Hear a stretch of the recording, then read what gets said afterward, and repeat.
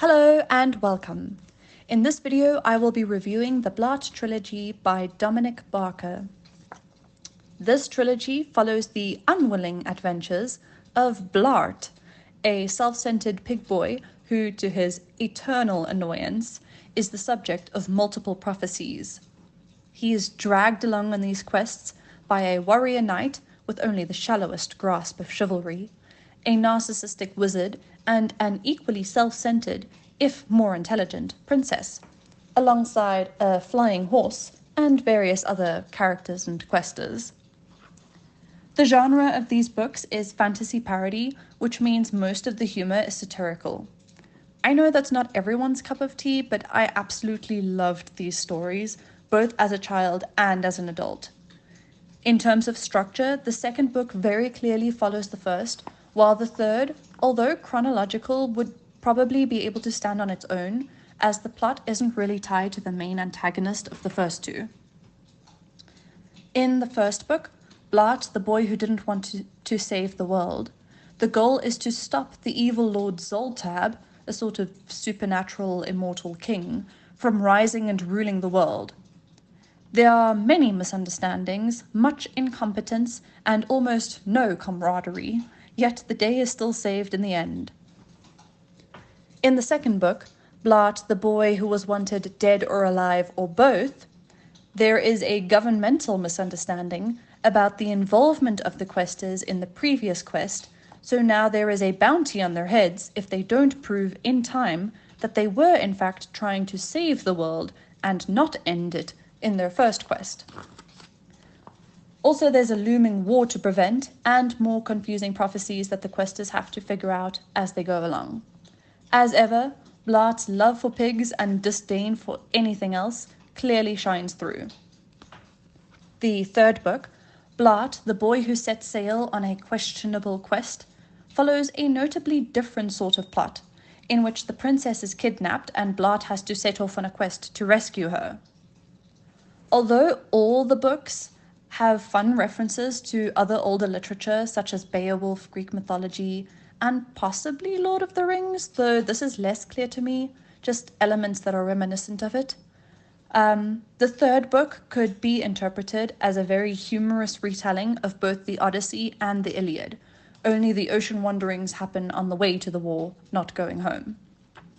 Reading all three novels, you can see, or imagine you see, some slight character improvement in some of the main characters, though the parody aspects of the stories are still there and still the main focus.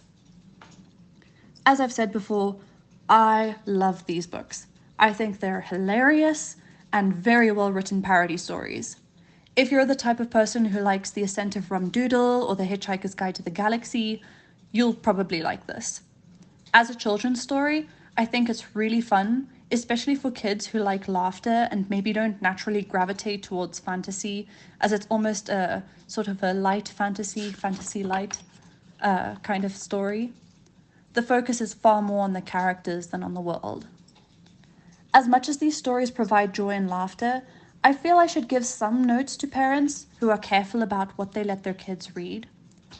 The biggest possible concern that I can think of is that due to the parody nature of these books, they don't tell a quote-unquote moral story. Yes, the plot is about good versus evil, but my understanding is that ties in more with the doing good for the sake of being right kind of parody, rather than actually exemplifying moral behavior through the story. Characters are poked fun at for being noble. For example, the warrior who wants to become a knight, but might be just a bit bloodthirsty. However, characters are also poked fun at for being ignoble, for example, Blart's cowardice. I personally don't think this is a big concern, otherwise I wouldn't recommend these books, but for parents who are more mindful of what their kids consume, this could be something to consider. Another point to note, which might be of interest to parents, is the violence in the books. There are particular scenes which can be quite graphic, however, because of the way it is written, it rarely carries the weight or seriousness you would expect from such a scene. I think it's appropriate for kids from around the age of maybe 10 or 11 and up. However, parents, if you know your child is sensitive, you may want to wait until they're older or not read them this book. I don't think the violence is very bad. There aren't that many scenes which contain it. I just thought it's something to note so that parents are aware. The last thing to note is more for the Christian or religious families. The origin for the villain resembles the account of creation and the fall. If employing religious elements in telling non-religious stories bothers you, just be warned that the first book contains this. It's only mentioned the once, I think, but I just thought to mention it. And lastly, the ending of the final book contains an immoral solution to one of the prophecies. I'm going to say what it is, so if you don't want a spoiler, now's your chance to block your ears or skip ahead. Two main characters get divorced as the solution to a prophecy, and that's where the story ends. If this will bother you, don't read the last book, or just pretend it ends differently. So, that's that, said the fat cat. In conclusion, I think these books are highly undervalued and a delight for families to enjoy together. I hope you will go check them out. Until next time.